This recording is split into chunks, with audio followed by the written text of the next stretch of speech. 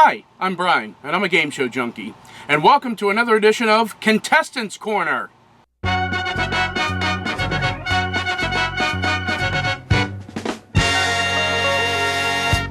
Let's meet today's contestant. In 1985, he just recently moved from New York City to California. He's won $9,325. Dave Statman.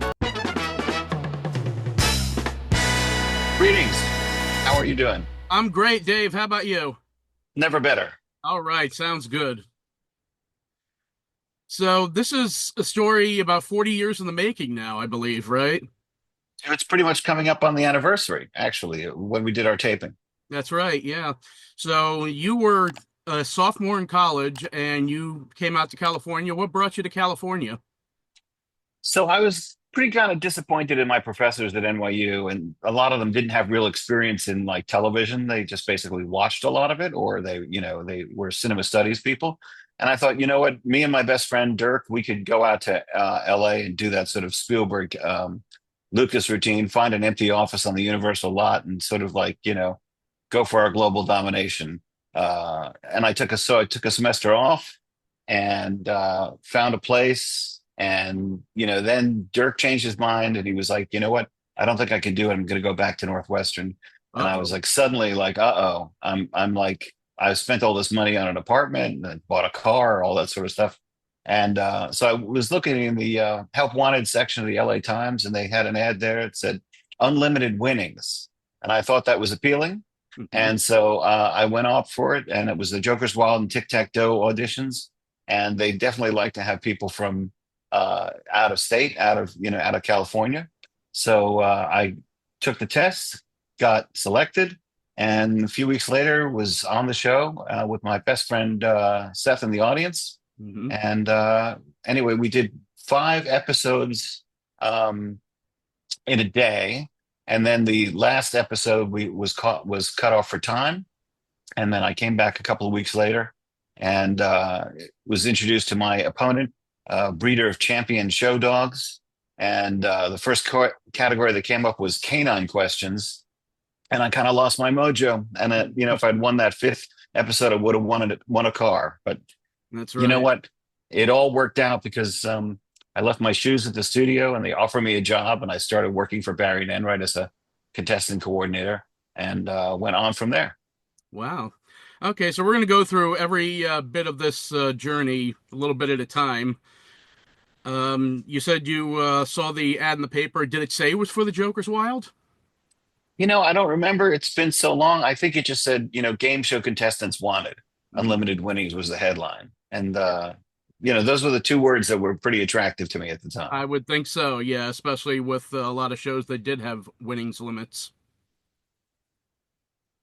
Absolutely. And you said it was also for Tic-Tac-Toe, so it was basically both Enright shows that were auditioned. Yep. Mm-hmm. Now, any show nowadays could do a perfect representation of the game through computer software, but how did they play the game in the office with no computer software? Well, I mean, they basically asked you a lot of trivia questions, and depending on how high you scored, you either were selected for Tic-Tac-Toe or Joker's Wild. So there was no sort of like simulacrum of the game show in the office there at Century, what was it? Century City. Okay. That's right. And because I was wondering if they would use like cardboard or like index cards to like say, here's a Joker, here's category number 4, here's another Joker. Nope. It was just very simple. They just, asked you trivia questions. Very good. And how long was the wait between the audition and the final taping?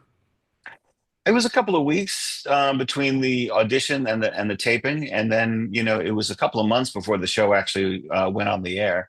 The funny thing about it is, I don't know if you remember Kevin Dobson, who used to be on Kojak and Knots Landing.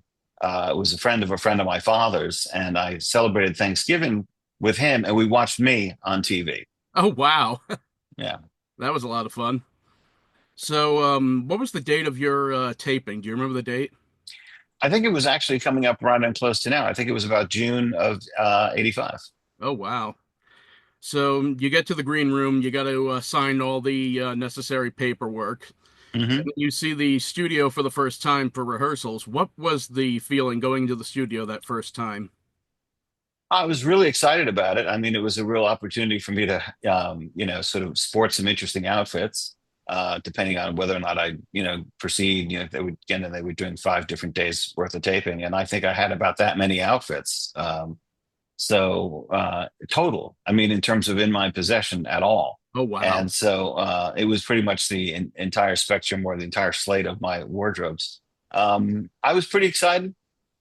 The set was a little bit less glitzy than Hmm. I thought it would be. It showed up much better on the old television sets, so that it would have looked pretty decrepit in high def, or as I was actually experiencing it. But Bill Cullen was a super great guy. He was, dealing with a lot of his own personal fragility. Hmm. And what I learned later on is the only beverage he was able to drink at that point was caffeine-free Diet Coke. Oh, But wow. yeah, but I Yeah. do remember at one point bounding over the stage after going for the big prize round, and the Hmm. stage basically sort of buckled as I was like leaping over to see him. Oh, well, thank God you didn't fall. Yeah, absolutely. Exactly. So, from where you were standing, either at the contestants' podium or the bonus lever, how well could you see the machine? Because, when we see it at home, it's locked on camera, and so you can see it very easily, but you're in an extreme angle. It was very easy to see. I mean, the actual screens were very large. And what I learned later on, it's basically just sort of like a projector type of thing that they had on a wheel. But when you were standing there, it was very easy to see. I mean, literally, you're seeing things like all about words, or you see the Joker, or you see the devil, Hmm. and it's very easy to see. Exactly. I'll tell you So, though, the lever on the bonus round was yes. taped over in black tape. It was a huge ball of black tape, basically. It looks like it's a big uh, rubber, or that like a one-arm banded lever, Right. but it was actually just a whole big ball of black electrician's tape. Oh my gosh, I never would have thought that. Yeah. 'Cause it Well, take a looks, look. yeah, it looks so pretty well, on TV, I should say, not so pretty in person. Hmm. Yeah. So then they take you backstage and they tell you this first game is going to be a continuation from the previous tape day. It was Right. Bet versus Kelly, who was coming back with over $18,000 in winnings. And that game took up the entire episode. What were you thinking watching this intense match in the green room?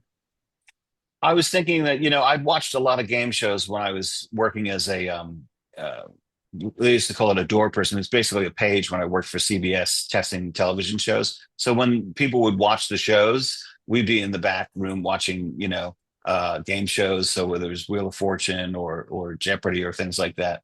And so I figured, what, if I kept my cool, I could do pretty well, because basically the questions were pretty easy. Exactly. And so then the game ends, and then they said, "I'm sorry, we're out of time. Come back next time." And did they immediately draw for the next contestant, which happened to be you? Yeah, I mean, it all happened pretty fast. I mean, they're prepared for who the next contestants are going to be, and depending on like whether someone like continues to win or not. Right. But Kelly had to face the devil. Did you were you already waiting in the wings watching? Yes. Oh, okay. So you did all the makeup and all the the Hollywood stuff. Well, there wasn't much makeup, but there was like they put the big name tag on you, and they make sure that that you can see who your opponents are. But That's true. And let me see. You the first spin was pretty much the one that sealed the deal almost. It was bid trivia, or excuse me, big bid numbers for $200. I can understand why you only took it for two questions because you didn't want to possibly pass the win to your opponent. But were you initially thinking that to you try know and what? I on didn't really have too or much of a win? strategy. I was just really like, pretty excited, but I also figured, what? Again, keep your cool. There's, just do slow down to go faster, as they used to say. Absolutely. And you certainly did. $400 to 50 before the next commercial break. And then you did slow down. You went for a category that you were more familiar with, which was funny people. Yep. Yep. And then eventually got the win with Shakespeare. But then you had to wait for Kelly to take a final spin. She got the bid numbers question for, she was bidding for a tie. And the one she missed on was 77 Sunset Strip. How much did you love that show when she missed that question? I was immediately a super fan. I would think so. We finally come over here to the part I love, the giant microphone and the giant handle. Hmm. And you said what Bill was like off camera. When you met him face to face for the first time, what were you thinking? I thought he was really charming. He reminded me of my grandfather. He was, Mhm.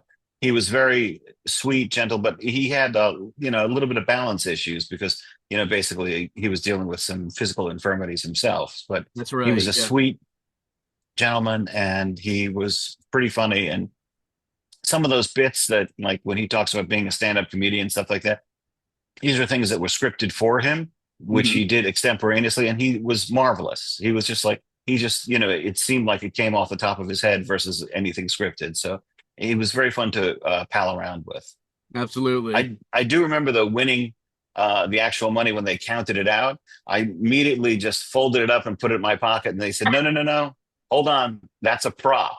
Now they had to go off and iron those bills again. That's right. We'll definitely get into that. But this first one, unfortunately, was not very lucky.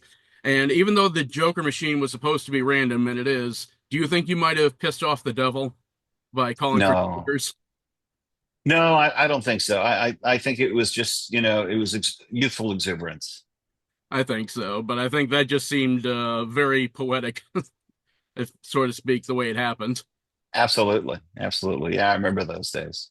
Absolutely, and I remember that day, I should say. Yeah. I think if I remember correctly, you looked like when Bill said that wasn't very funny the way you did that. You looked like you wanted to slap him. No, I was just disappointed. I mean, they tell you what the prizes and things are going to be, and you get really excited about them, and then like, you know what? Hmm And then it's not meant to be. But I was able to be on 5 episodes, so that was, it all worked out. That's And right. then I got a job working there, and I parlayed that into game show development with Columbia Pictures Television. So it all pretty much worked out. Absolutely. Well, like you said, go fast to go slow. We're slowing up a little bit here. We're going into game number two. And that's where we really see how lucky you were because you were down 400 to 50 by the time it came back to your turn, and you really needed three jokers, and you finally got them. Yep. It was, it's just when it happens, it's really exciting. I tell you, I've had people make fun of me for years going after that when, saying that catchphrase, let's see some jokers. And it's like, I Absolutely. hear that all the time, and it's been 40 years. So That's it's right. been a lot of jokers. Let's see some jokers. Let's see some jokers. Let's see some jokers. And what are you going to do? Let's see some jokers. He's going to spin naturally. Joker every time. Joker again. So you chose Factor Photo for the win here. Any particular reason why you went for that one? I just thought it would be fun. I think there, in terms of the categories, it seemed like, a fun one to do. And I'd watched the show before, and they seemed pretty easy to get. Mhm. Absolutely. And this is probably also for me, it would have been easier to see the photo, which you did both times, I think, when you picked that. Hmm. And so now we get back to the handle and we meet Seth for the first time. Did you meet, or how did you know Seth from high school or college? We knew each other from high school. We were friends, best friends from high school. And when I did, sort of a spoiler alert, when I did win the prize to the trip to Hawaii, I took Seth with me, and we had a total field day in Hawaii. Like they said, you'll be happier in Hawaii, and I'll tell you, they were right. You'll be happier in Hawaii with a pleasant Hawaiian holiday at the luxurious Reef Hotel on Waikiki Beach. Pleasant Hawaiian holiday is the #1 value to Hawaii. Yeah, Charlie O'Donnell was never wrong. Yes. But this trip that came up in this bonus game was to Mazatlan. Did you also take that Hmm. trip? I didn't take that trip, because it was basically a trip for one, and it was, I used to like I used to joke about it. It was sort of like, you'll be driving in your own car, and we'll pay for the gas, self-serve, of course. It was pretty much of a cheap trip, and it was very easy to do it on your own without having to. I I mean, if you were living in LA, which I continued to do for about 4 years after the show, it was pretty easy to make a trip to Mazatlan. That's good. So yeah, and then natural triple to for the win. $100, $100, $100. You looked kind of stunned, like you forgot that was an automatic win. Did that happen? Yeah, I mean, it was just one of those things. Again, in the moment when you're like, in front of the lights and the cameras and all that sort of stuff, and the audience is there, it's sort of like you kind of like are a deer in the headlights. When things happen, you don't even remember what the rules of the game are. That's true. I see that a lot of the times now on Wheel of Fortune when everybody seems to want to spin during the speed up round. Right. So, when did you? Was that the first time you learned that when they count out the money, you don't get to keep it? Yes. A lot of people ask me why I like game shows. It's because shows like Joker's Wild help me to count up to 10, and Oh, that's funny. Wheel of Fortune taught me the majority of the alphabet. I did need to watch Sesame Street to fill in the uncommon ones, but it was very educational. They're great shows. I mean, they have like a lot of appeal, and they basically, they make you sort of forget whatever troubles you have at the time because they're very, good at distracting. Absolutely. Yeah, like they're comfort food. Yeah, that's a good way to put it. And a lot of people have asked me, why was I afraid of the bonus game? I had a love-hate relationship with the bonus game. Loved the lever, loved the sound effects. I was scared to death of the devil. And here's the reason why. My old TV was a 45-inch projection television with remote back in the 80s. And the first time I had ever seen the devil was during one of those ticket plugs. In fact, it was one just like this one. If you would like information on how to join us in the studio audience here at the Joker's Wild, drop a postcard, and please make sure it's a postcard. Drop it to the Joker's Wild, Post Office Box 227, Los Angeles, California 90048. That's the Joker's Wild, Post Office Box 227, Los Angeles, California 90048. When you're seeing that face on a 45-inch screen, and you're like a 2 or 3-year-old kid, that's always going to scare the daylights out of anybody. No question. No question. Yeah. I mean, exactly. I remember, when I was living out in LA, I was staying with the first couple of days that I was out there, I was staying with my ex-girlfriend and her sister. And that was the time of the Richard Ramirez Night Stalker killer. And it was a pretty scary thing because the kind of place that she lived in was exactly the kind of place that that was his favorite type of place to do anything. And anyway, they were out partying all night, and I would get these phone calls that people who were just absolutely off the charts insane. And then I would tell her like about them in the morning, and I would be like, what's exactly going on? Do you have any idea? And she said, you know what? I placed an ad in the Recycler, which was like the free newspaper out there. It's sort of like Craigslist back then. And she said, it's so hard to meet people. I said, I don't think you want to meet any of these people. And I got myself out of Dodge and moved right off to North Hollywood. Absolutely. So one thing I think I passed over is the first time you pulled the regular handle and then the bonus handle. What did that feeling like after watching the show for a long time? It was really fun. I mean, the whole experience was basically like going to Disneyland, where you get to ride the rides in actuality. It's like seeing it on stage is just, and also I should say, the contestant coordinators were all really terrific people. They definitely kept your energy up. They were very encouraging. They were very inspiring. They were like, you've got this, Dave. We love you. This kind of stuff. It's like, and I felt like a superstar, Absolutely. And as Bill asked you, can you lend me $50? I think he's good for it. Yes. Yeah, exactly. But now the third game is where we found out that you're kind of a movie buff. Even before the spin where you had to get jokers and the fast forward category to win, you were kind of close to doing it on one show. You had $400 and then missed a question on Sophia Loren. So the game had to go into the next episode. But then after Randy hit the natural triple jackpot, you're down 600 to 200 and need both jokers and or the fast forward category. Only one joker comes up and you take fast forward for 50. You had to get 8 questions in a row in order to stay in the game. One of Hollywood's finest actors played a rugged mountain man in the film Jeremiah Johnson, a reporter in All the President's Men, and a baseball player in The Natural.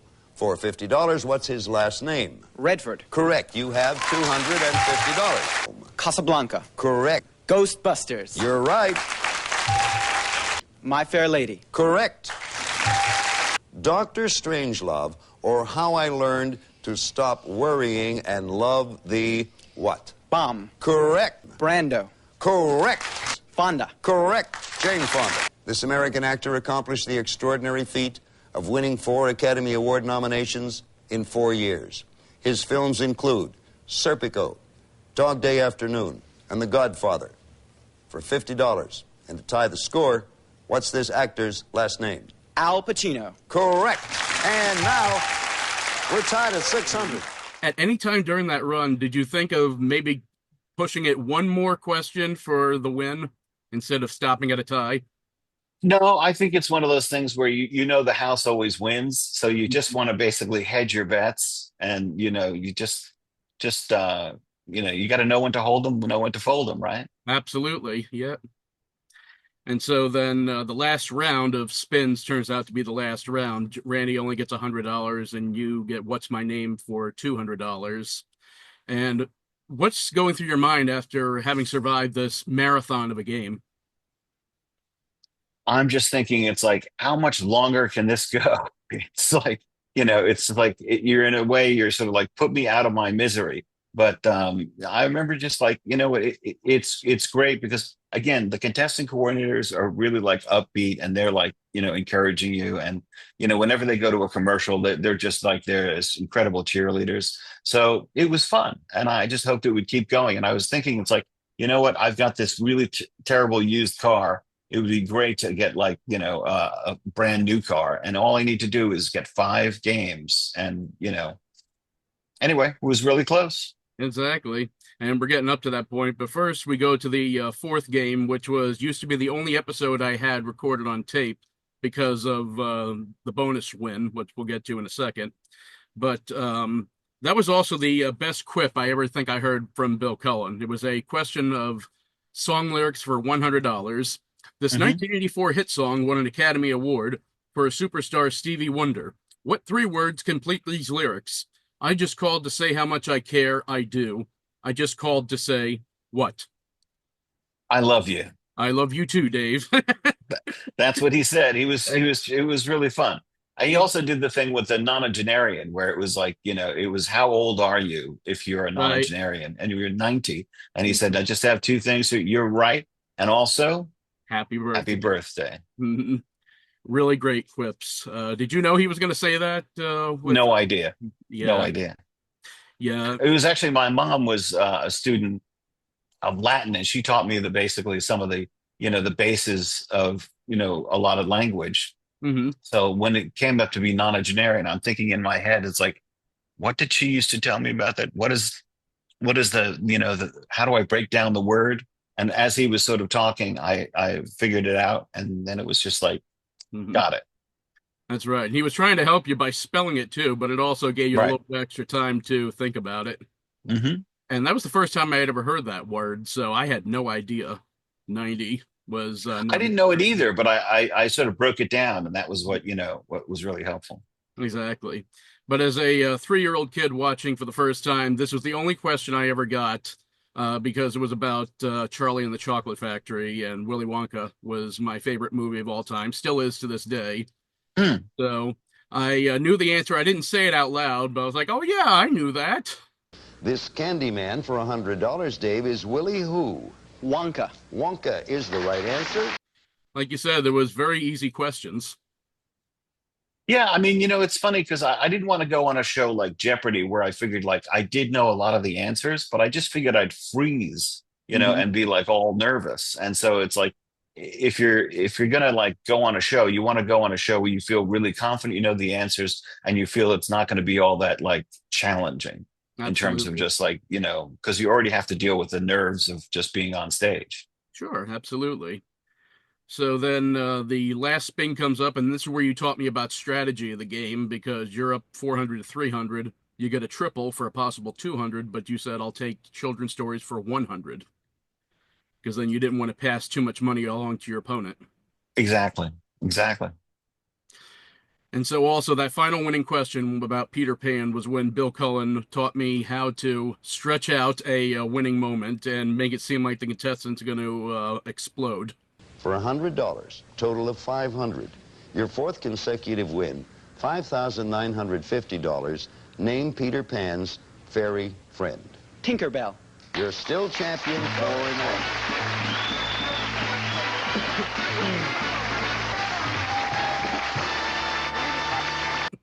Yes. I mean, it's been a long time, but it's still, it's one of those things that you never forget. Absolutely. And he said, "You're still champion. You've done it again." And then the before the bonus game, you start talking about how you've won at the time. I think it was close to $6,000. Hmm. And he says, "Did you expect to win that much?" And you say, "I just wanted to pay off my rental car." Right. Yeah, I remember that. Yeah, how much was a rental car back in 1985 in LA? I don't remember exactly how much it was, but I do remember thinking that I had about $5,000 that I got as a gift from my grandfather. And I thought, I'm going to go out to a car dealership and get a brand new car no matter what happens. And I remember going to the dealership and saying, "Hey, I've got X number of dollars." And they say, "Well, we're not going to show you a new car. We'll show you an old truck." And I was like, "Oh, I don't know that that's going to work out." So I was hoping that I, would do pretty well on the Joker's Wild. Absolutely. And that's where I also learned, I think the first time I noticed that somebody was going for a fifth game, which we'll get to in a minute. But first, the reason why I kept this episode all these years is because you did beat the devil for the trip to Hawaii that we've been talking about.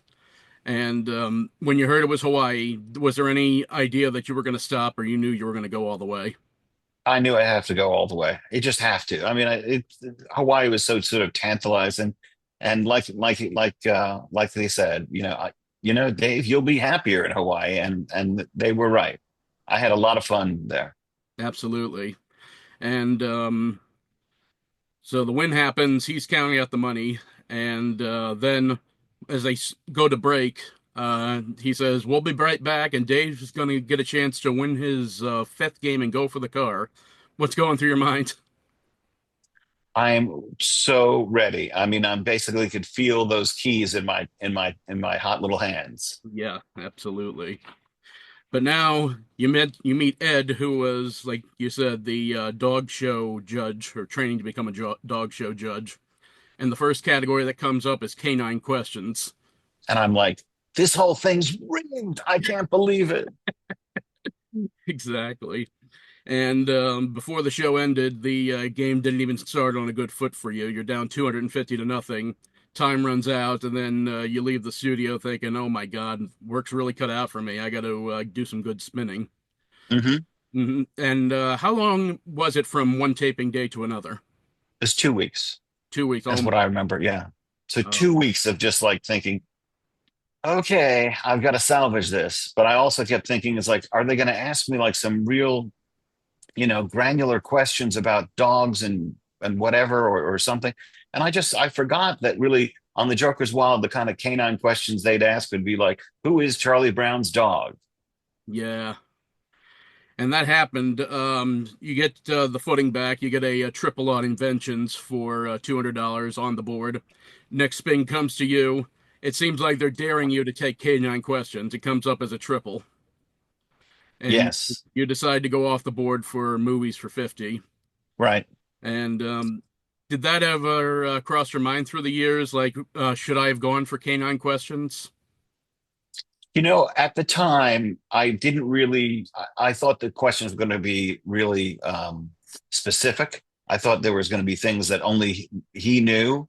And I thought, like, the whole strategy here was just like, I've got to avoid canine questions at all costs. And of course, at all costs was being Yeah, exactly. Well, not really a loser, a non-winner of a car. non-winner. Yes, a non-winner Exactly. for car. But I mean, how can you say you were a loser when you won $9,325 cash and prizes, including that trip to Hawaii?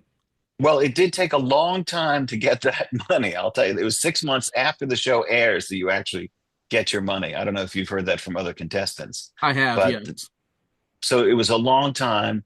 But some of the cash and prizes were just so strange. Like I won a wood burning stove, and of course, I don't think person living above me would have appreciated if we put a hole in my ceiling to vent that thing. I think So I you're right. remember selling it like again on the recycler and getting basically almost nothing for it. The thing weighed so much, it was like basically almost as if I'd won a new car and had it in my living room in a huge Oh box. man. And were you a first floor apartment, or were you up on like the second or third I floor? was on the third floor, but it was actually, there were floors above me, so there was no way of me really venting it. Nor Yeah, were they going to allow me to put it on the terrace. yeah.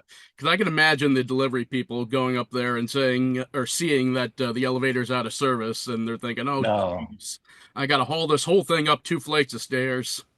no, they think they would have just left it there until the elevator was repaired, unless it was Probably. like the Big Bang Theory and it never gets repaired. Oh my gosh, yeah.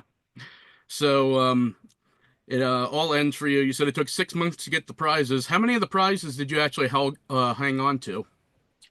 I hung on to a lot of them. I mean, I selected a Betamax VCR out of that gift certificate for the catalog, and went to Hawaii.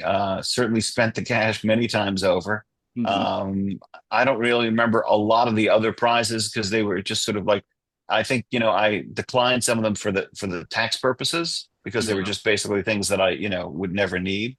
Mm-hmm. And they would have cost me more in taxes than it would have in terms of actually like what would I do with them. Exactly. I mean, I'm not much of an astrology person, but I think winning a free telescope would have been a fun prize. I did keep the telescope Oh, good.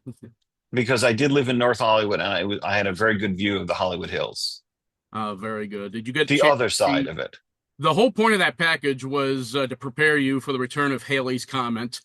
Did you get a chance to see Haley's Comet from I Hollywood? did not. I did not. Oh I did man, not. yeah. So, like I said, well, first of all, before we go any further, that was only the first show of the day. Did you stay for any more of the taping after the defeat? I immediately left the building. Hmm. I can imagine why. So, I guess after 5 shows, you'd say I had enough. I'll take my ball and leave the court. Pretty much. It was just, there was really nothing else to do except enjoy the potato chips and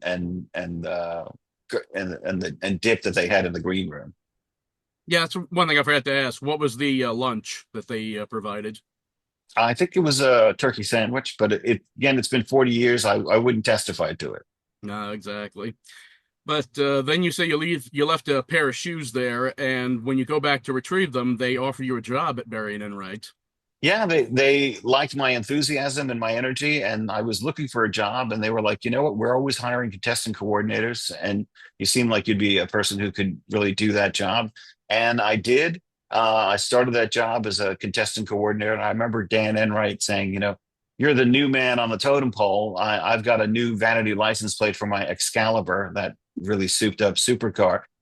You probably got a lot of tools because you probably don't have an expensive car and it probably breaks down a lot. I'm thinking, this guy's really got the whole thing figured out. So I'm sitting, actually lying down in the parking lot of Century City Oh boy. with Dan Enright's vanity license plate. I don't have tools in my car because my car actually was not a clunker.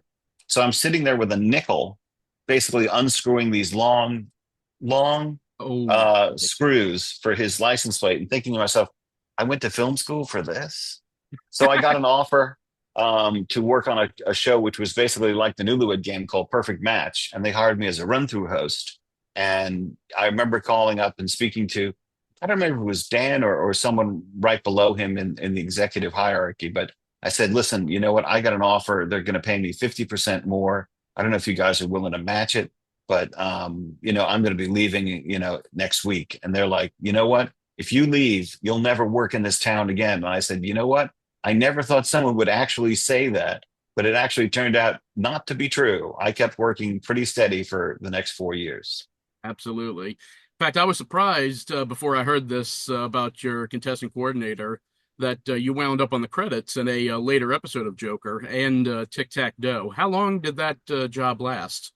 It was just a couple of weeks because as soon as Dan asked me to do that license plate maneuver, I was thinking this is not this was not on the what do they say? It's like this was not in the Job description.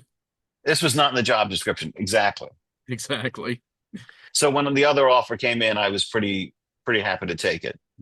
But did you learn any other secrets while you were working at the studio, or were you working at the studio as a contestant coordinator? Yeah, I did. I worked at the studio. I basically helped to brief people on the rules of the game, and also, I worked the tryouts to get other contestants and navigate them through the process. I learned that it's like they really still felt a pang for the whole quiz show scandal, and for some reason they just never forgot. And again, these weren't even really the same people, except for I guess Dan Enright. Right. But it was really like one of those scarlet letters, you would say. Hmm. But Exactly. I guess I would say I was either lucky or unlucky enough that they didn't provide me with the answers to any of the questions in advance. Exactly. I take your meaning there. But did you ever make it as a stand-up comedian? I actually, a few years back, before I took a stand-up comedy class just to sort of like hone my skills, and I Hmm. was selected to be in uh, a Katzenberg documentary on aspiring stand-up comedians, Jeffrey Katzenberg. Hmm. And so we did the entire thing, and I thought I was just going to be like a total breakout star. And then Jeffrey decided that he would leave and form DreamWorks with Steven Spielberg and Dave Geffen, and Disney scuttled the entire project, so the movie never came out. And Um, at that time, I just sort of thought, well, you know what? I think the universe is trying to tell me something. It's exactly. probably better off behind the scenes than in front of them. Exactly. But before you got Joker's Wild, did you think of possibly trying out for Star Search, which was a new show at the time? I don't think I ever thought that I was ready for Star Search, but I always enjoyed watching it. It was one of those shows that was always like fun to like today, like America's Got Talent. It was always fun to sort of see the different types of ways that people thought that they would earn the spotlight. Absolutely. But you're now a Emmy Award-winning producer, I believe, or creator. Yeah, I mean, I actually do a lot of work right now. I'm working with Paramount on the launch of a new Star Trek series called Starfleet Academy, and also working with them on the 60th anniversary of Star Trek, doing basically branding and activation. So this is the kind of thing where if you see some sort of experiential thing for Star Trek 60th, you can think that I was part of that.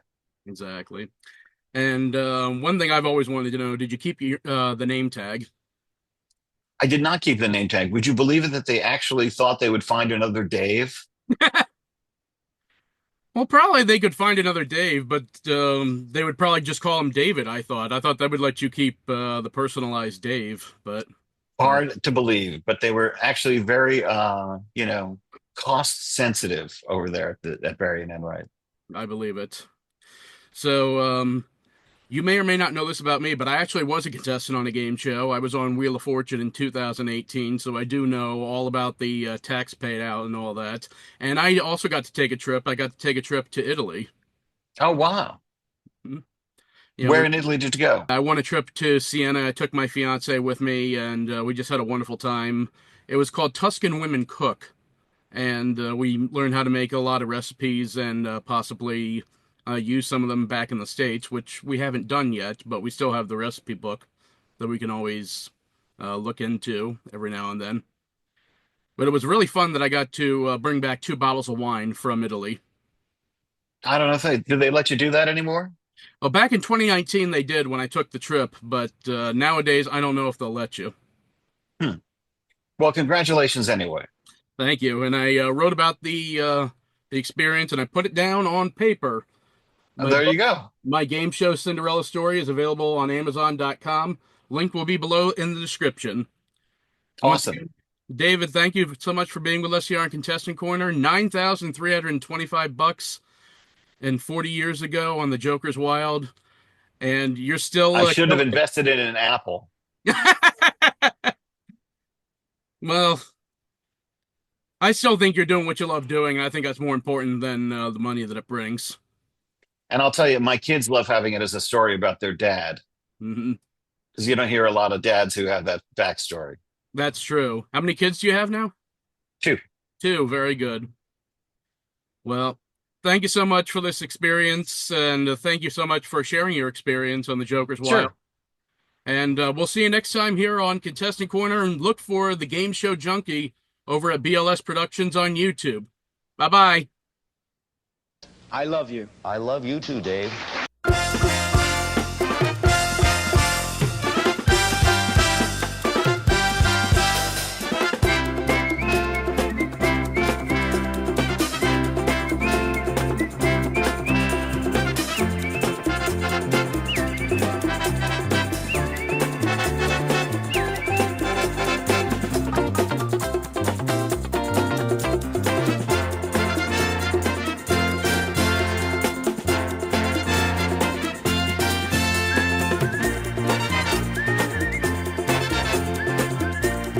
Hi, I'm Brian, and I'm a Game Show Junkie. And welcome to another installment